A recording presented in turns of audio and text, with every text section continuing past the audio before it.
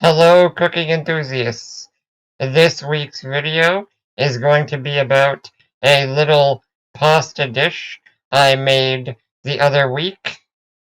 As you can tell by the title, it's a riff on carbonara that I made, and I thought this would be a good opportunity to talk about sort of a tension between traditional cooking and more modern cooking.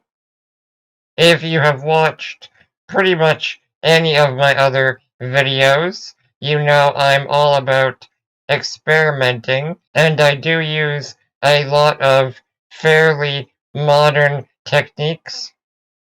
Despite my love of experimenting and trying novel things as much as possible, I do still think it's important to learn about and often try fairly traditional recipes. Carbonara, in particular, can be a very contentious dish, and I do think some people are too strict with the definition, but I also think you can't just call anything carbonara. I think it makes sense to have a definition of carbonara, and then anything outside of that is inspired by carbonara or just a completely separate dish. It's not to say that those other recipes are better or worse, but I do think at some point, if you make enough changes, it becomes a fundamentally different recipe. So for this dish I am making, I am very lightly poaching the eggs beforehand, and to me, that alone is a big enough difference that I'm not calling this carbonara. Getting back to the actual dish, these are really high quality farm fresh eggs that we actually got from the local butcher shop. This footage is edited down slightly, but still, this was a very brief poaching for each egg. In the future, I would probably poach them a little longer, and after poaching, each egg is going in a cold water bath. The idea is that the egg yolk is still essentially raw, or at least very close to it, so it will create a very carbonara-like texture for the sauce. But then there will also be chunks of the cooked egg white curd, which is actually a texture I quite enjoy and makes the dish a little lighter. For another thing I do differently is how I treat the primary protein for the dish. I am using some homemade pancetta, and interestingly, this was made from a rolled up pig face. So in a way, it's a hybrid of pancetta, which is normally pork belly, and guanciale, which is isolated pork jowl that is cured. So really, when I am working with this pig face pancetta, it's essentially like working with pork jowl because it contains pork jowl and has a similar higher fat content compared to most standard pork belly. And as you can see, I've also cooked this pancetta sous vide, which would do whether I was using homemade pancetta or store-bought.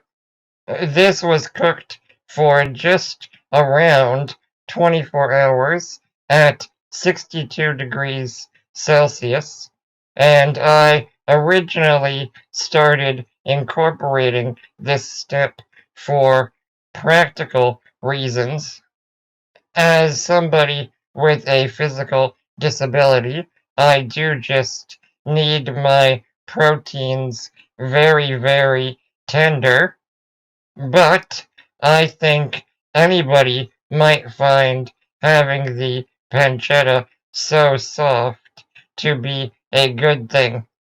We obviously just used a small portion of this entire piece, and now the entire thing is soft and ready to be caramelized. Earlier, we were also able to add the very flavorful sous vide bag juices into the mixing bowl for the final dish.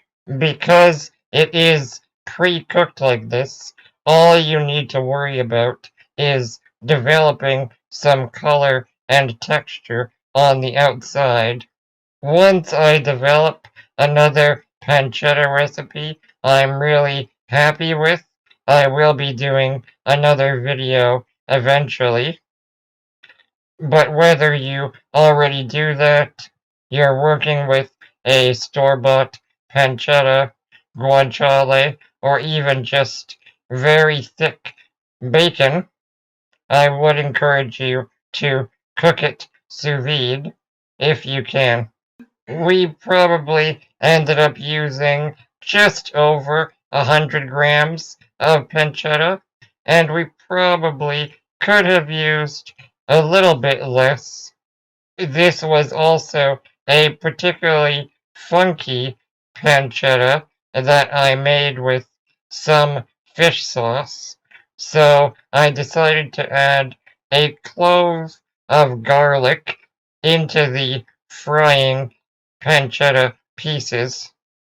To really mix things up, we also ended up using actually a mixture of small pasta, which is again something very different from any sort of traditional carbonara. We were using ditale, which is a short, small tube pasta, and some standard pasta shells. We can skip most of the pasta cooking because that is pretty standard, and the pancetta was just slowly frying off while that was going.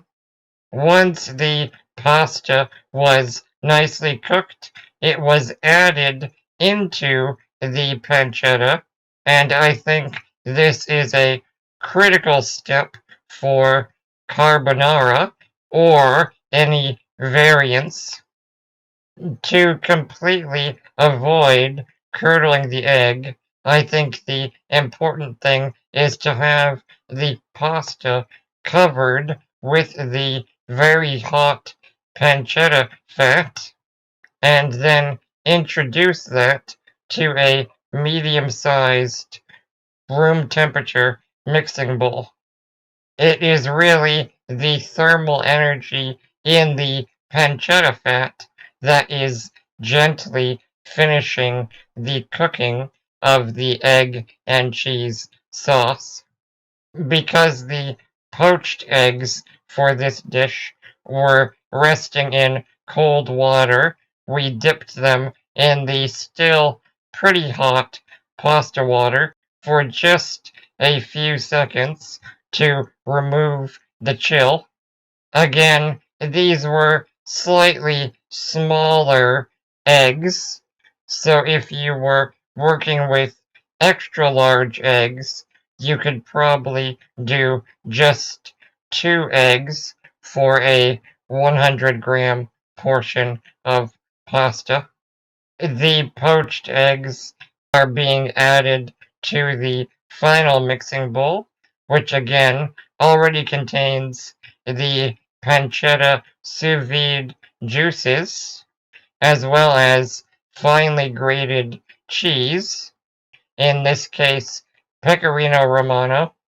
For carbonara and carbonara derivatives, I generally do either pecorino or parmigiano or a combination.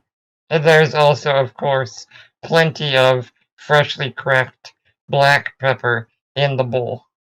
The last sort of addition is some frozen peas that are being added to the pancetta and pasta in the frying pan.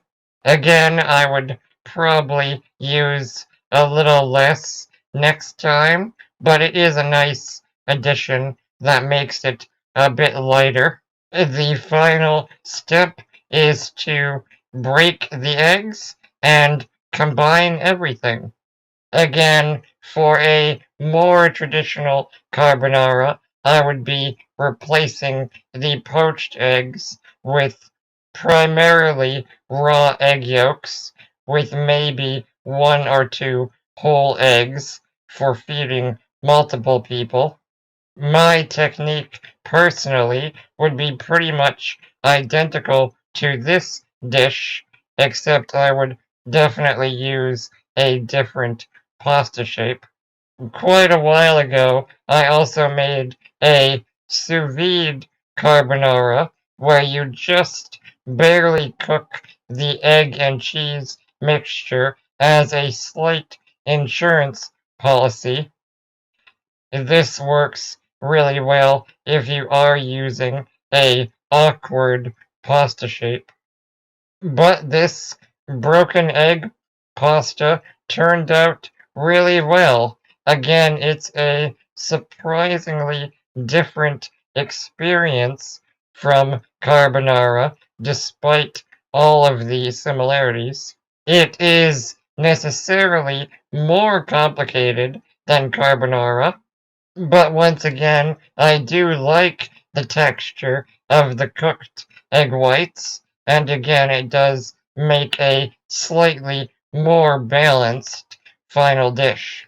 Still, I will sometimes want to make a more traditional, actual carbonara, but these ideas are still fun to explore.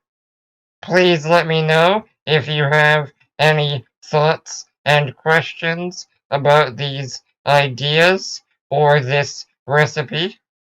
Please consider sharing and subscribing, and do let me know if you try a dish like this. Be sure to follow me on social media. Otherwise, thank you for watching.